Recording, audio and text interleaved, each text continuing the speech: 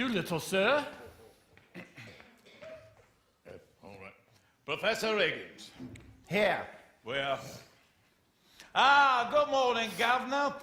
I'll come about a very serious matter, Governor. Brought up in Hounslow. Mother Welsh, I should think. What do you want, Doolittle? Oh, I want my daughter, that's what I want. See? Well, of course you do. She's your daughter, isn't she? I'm glad to see there's still some spark of family feeling left. She's right in there. Take her away at once. What? Well, take her away. You don't expect me to keep your daughter for you, do you? No. Is this reasonable, Governor? Is it fair of you to take advantage of a man like that? The girl belongs to me. You got her. Where do I come in? How dare you try to blackmail me? You sent her here on purpose. No, don't take a man up like that, No, Governor. the police will take you up. This is a plot, a plan to extort money by threats. I shall telephone the police. Have I asked you for a brass farthing? I'll leave it to this gentleman here. Have I said a word about money? Well, why are you here then? Well, what would a bloke come for, eh, Governor? Be human, Governor. Alfred, you sent her here on purpose. No, so help me, Governor, I never did. Then how did you know she was here? Well, if you let me get a word in, Governor, I'll tell you. I'm wanting to tell you. I'm waiting to tell you. I'm willing to tell you. Pickering, this man has a natural gift of rhetoric. Listen to the rhythm of his native wood notes wild. I'm willing to tell you. I'm wanting to tell you. I'm waiting to tell you. Yes, that's the Welsh strain in him.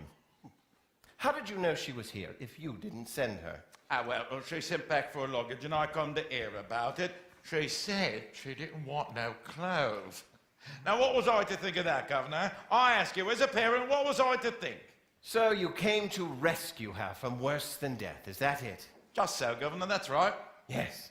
Well, Mrs. Pierce. Mrs. Pierce, Eliza's father is here for her.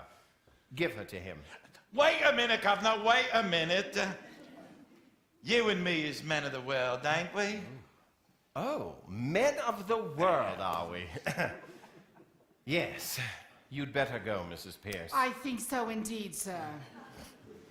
Here, Governor, I've took sort of a fancy to you, and if you want to go, I ain't so set on having her back home again, but what I might be open to is an arrangement.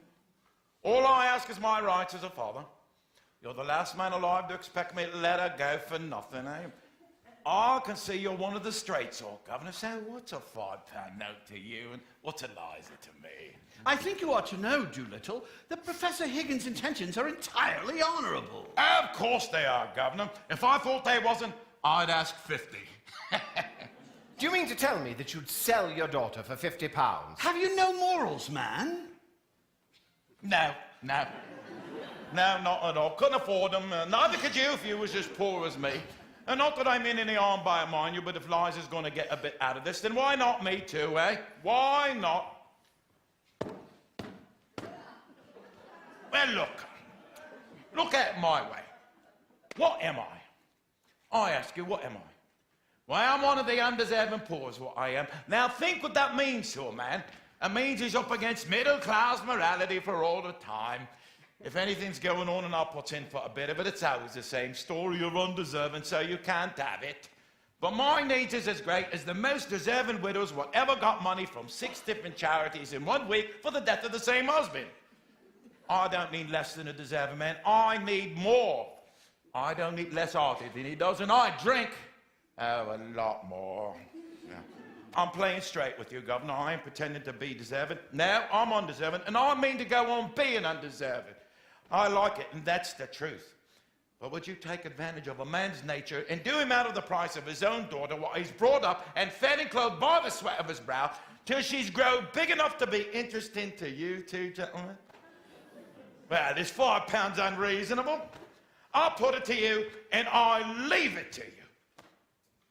You know, Pickering, if we took this man in for 3 months, he could choose from a seat in cabinet or a popular pulpit in Wales. Let's give him a £5. He'll make bad use of it, I'm afraid. Oh, no, not me. So help me, Governor. I won't.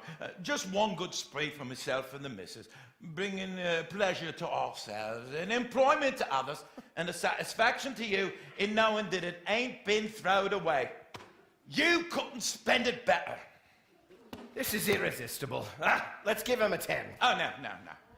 The missus wouldn't have the heart to spend 10. £10 is a lot of money. It makes a man feel all prudent like, and then goodbye to happiness. You just give me what I asked you, Governor. Not a penny less, not a penny more. I'd rather draw the line at encouraging this sort of immorality. Why don't you marry that missus of yours? Marriage isn't so frightening. After all, you married Eliza's mother. Who told you that, Governor? Well, nobody told me. I concluded naturally. Pickering, if we listen to this man for one more second, we shall have no convictions left. £5, I think you said. Oh, thank you, Governor, thank you. Are you sure you won't have 10? I know. Perhaps another time, eh? I won't.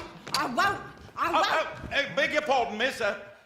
I won't say those ruddy bells one more time. Oh, blimey, it's Eliza! Well, I never thought she'd clean up so good-looking. She does me credit, don't she, Governor? Here, what are you doing here? No, you hold your tongue. Don't you give these gentlemen none of your lip. If you have any trouble with her, Governor, just give her a few licks of the strap. That's the way to improve her mind. Well, good morning, gentlemen. Cheerio, Eliza. Hello, Elizabeth. Mwah!